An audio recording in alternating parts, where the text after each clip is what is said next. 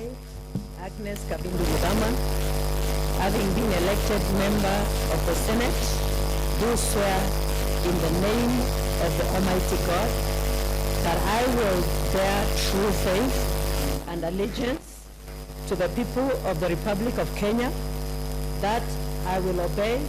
respect, uphold, preserve, protect, and defend the Constitution of the Republic of Kenya,